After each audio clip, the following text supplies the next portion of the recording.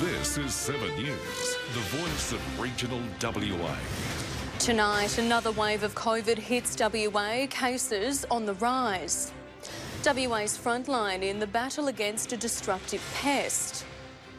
Keeping the peace, we take you to another remote corner of WA. And some storms are coming to the south, all those details coming up soon. 7 News begins now. Hello and welcome to 7 News. Doctors are warning complacency among West Australians is causing a new wave of COVID to sweep the state. Cases have more than doubled in the past month. The experts fear it will only get worse. Good afternoon. It's been labelled as the 8th COVID wave to sweep Australia, and doctors are warning this is only the beginning as complacency in the community reaches an all-time high. In the past month, reported COVID cases in WA have more than doubled from 212 to 466. Outbreaks have been confirmed in 40 aged care homes, while 12 people have died. In the past week alone, 41 people have been hospitalised. Doctors say we've drifted back to pre-COVID behaviour mixed with a drop in vaccination rates, which is causing the spike.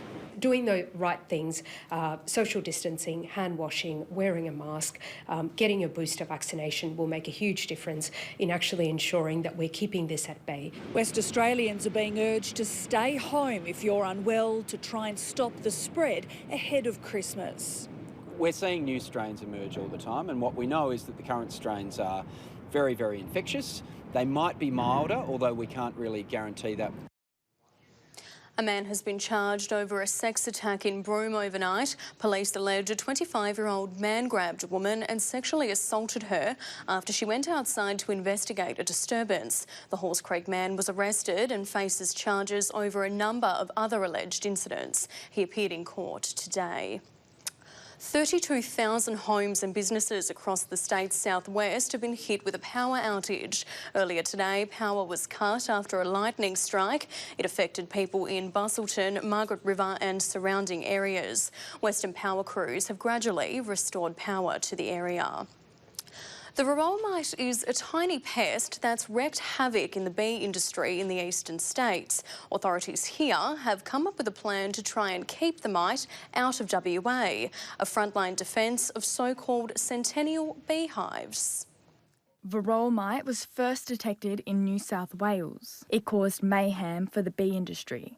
More than 25,000 hives have had to be destroyed. Since the detection, WA has been on high alert. 40 sentinel beehives across the state which use a special varroa treatment and sticky pads to catch the mites. The idea of the sentinel hives is that they're an early surveillance or an early detection tool. So the idea is that you're picking it up just before it actually establishes. Stopping the mite is crucial for the bee industry in WA. The hives are checked every 6 months. A keeper takes around 300 bees and puts them in an alcohol wash for 15 seconds.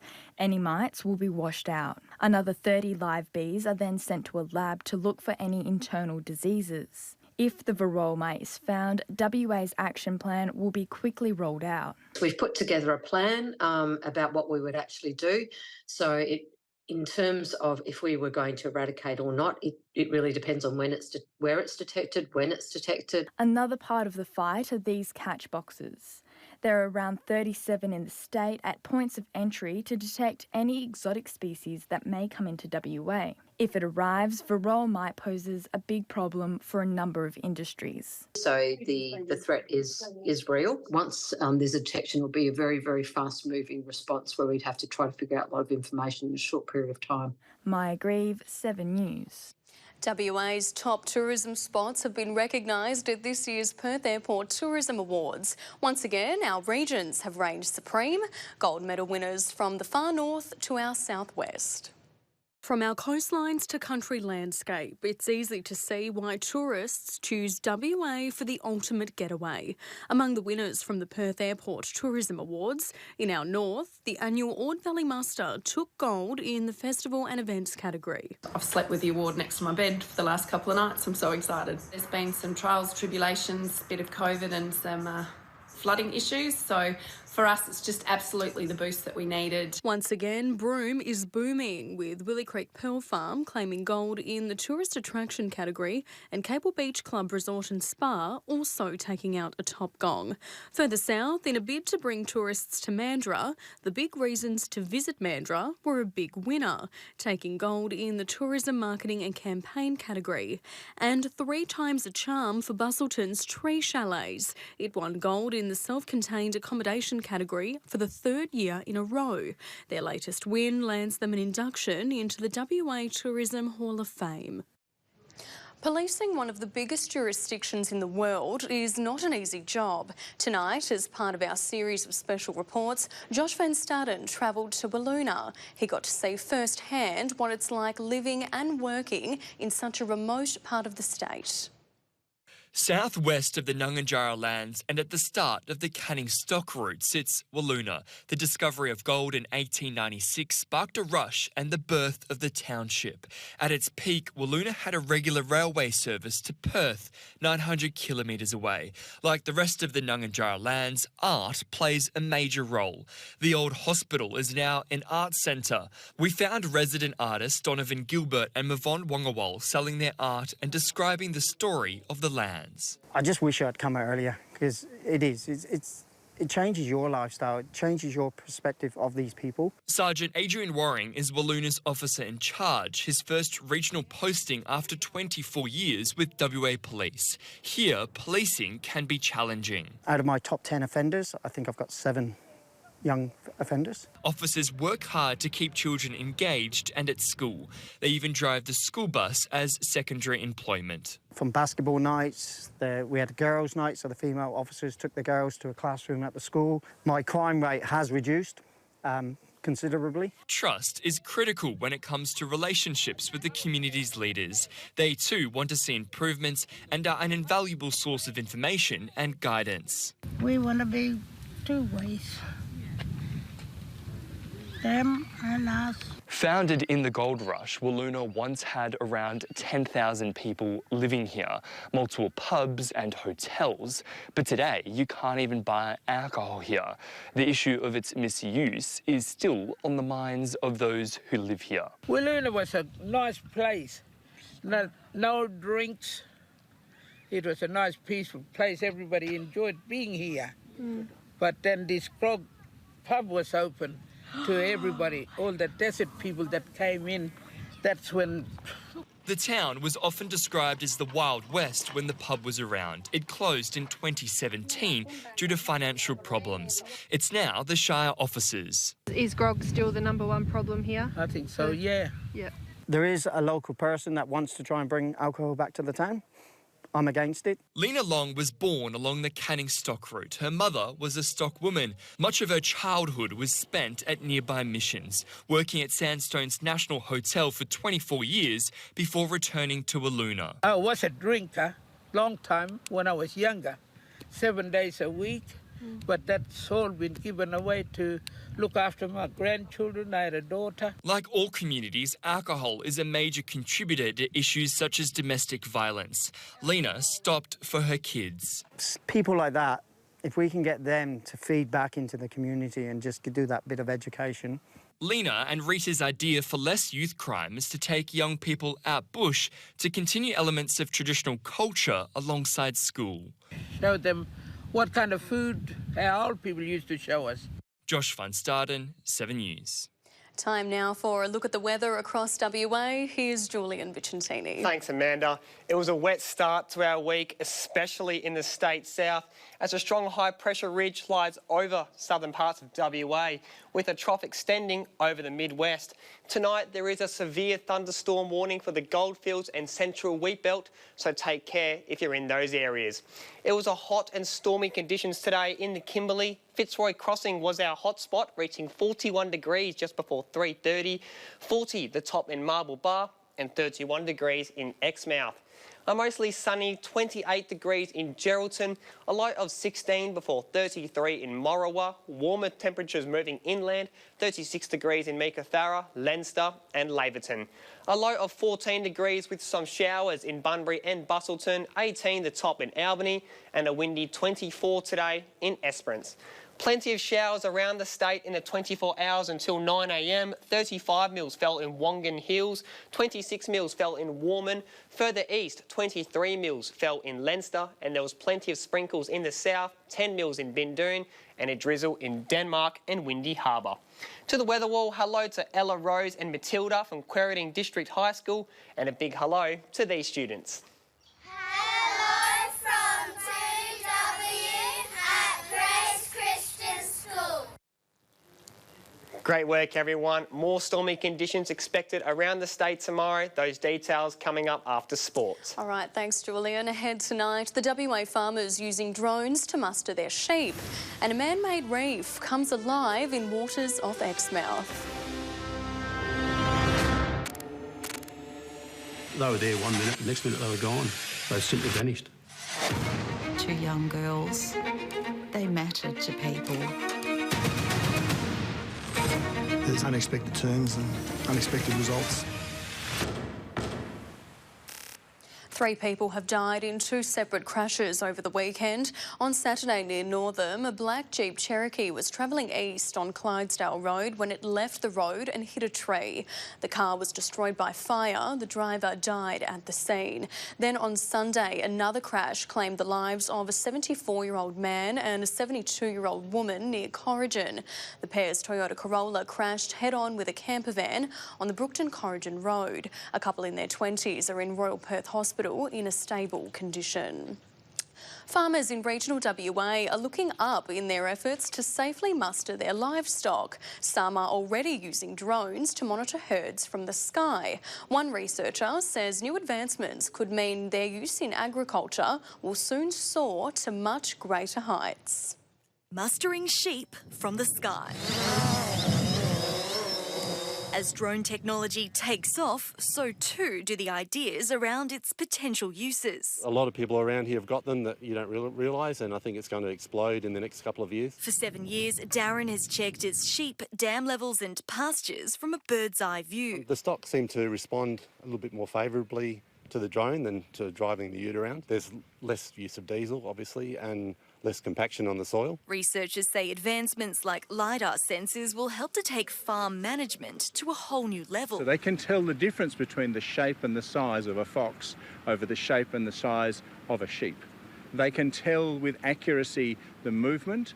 They can track where different ones go. The drones can be mounted with thermal imaging and infrared sensors. They're able to keep an eye on feral pests and flocks day and night. You can see everything happening with incredible accuracy from the comfort of your own car or your own laptop or your own mobile phone. To count sheep, to find sheep, to keep them alive and to take them to market. Even as aerial farm dogs to muster animals. But we can get a drone to emit sounds. The sound of running water, the sound of things that might entice a particular flock or a herd to go in a particular direction. But the cutting-edge equipment isn't cheap and requires special licences to fly. Because it's one thing to go out and spend $50,000 on your own drone, but it's another thing to partner with other farms in the region, work together, share that resource in the same way that people do when it comes to harvesting time. Jenny Shon, 7 News.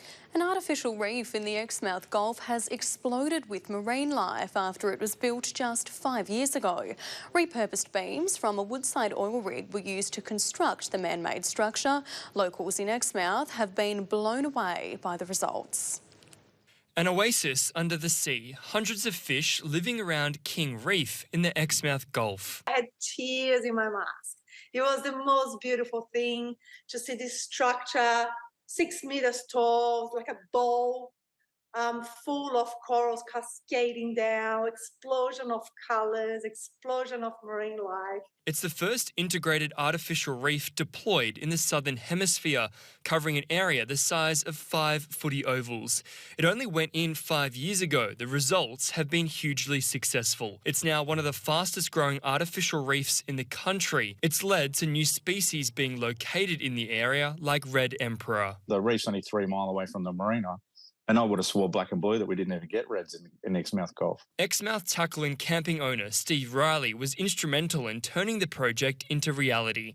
He wanted a safe and accessible place for travellers to explore and fish. So it doesn't matter what boat you've got, doesn't matter what your skill level is. he can still go there and actually target it. The project was a collaboration between Recfish West, Woodside and the Department of Primary Industries and Regional Development. And I always felt the need of having more structures here for us to dive. Result afterwards was better than anyone could expect. Josh van Staden, 7 News. Stay with us. Sport is next. Tonight, the Scorchers jump to the top of the WBBL ladder and back at it. The Eagles and Freo hit the training track.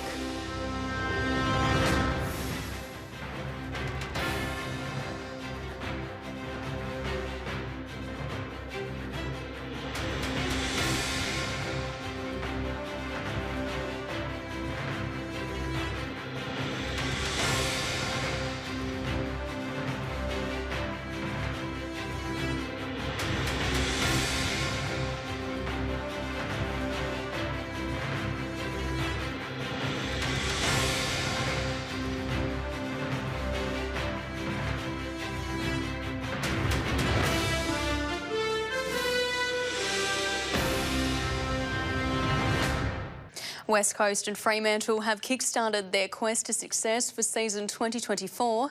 Today, the Eagles' rising stars were joined by senior players, but it was a teenager from the southwest who stole the show on day one. The Eagles are back and Dunsborough's Ruben Ginby hasn't missed a beat. He's in super nick at the moment. He's been sort of the benchmark for boys to catch over the off-season so far, and no matter how hard you try or anyone tries, you just can't catch him. The teenage rising star impressed on his return to the track. His hamstring injury, which ended his season early last year, looks well behind him. After his hammy last year, I think he's had a good opportunity to get super fit again, and I don't think that'll cause any issues. The club's 1st to 4 year players were put through their paces, completing a brutal endurance test. The 19-year-old was the last man standing before he collapsed in front of his teammates. It was solid, super solid. It's a different one, so it was good to do something different, but it doesn't get any easier than any other test. The Dockers' young guns also hit their strides this morning as they aim to bounce back from a disappointing 2022, and the players have moved on from the departure of star forward Lockie Schultz. One goes and one comes in, so full faith in the guys coming through and everyone in the group that we can find that missing piece of the puzzle and move on as quick as we can and get going. Players and coaches will remain in Perth for another couple of days before they head to the Great Southern for a 3-day camp. Always good to connect with the faithful down there, so hopefully we can give back a little bit and they can enjoy a training session as well, so it'll be exciting. Julian Vicentini, 7 News. A new coach has taken the reins of a premiership-winning Southwest Football League side, making the club even stronger for next season. Busselton have snatched two-time premiership coach Matt Jamieson from the Augusta Margaret River Hawks. Jamieson joins the Magpies League team after their dominant 2023 season, where they won the flag and lost only one game. The Scorchers have jumped to the top of the WBBL ladder after a successful double-header weekend on the road. Perth dominated their 2 matches in Melbourne, defeating the Renegades on Saturday, then the Thunder the next day.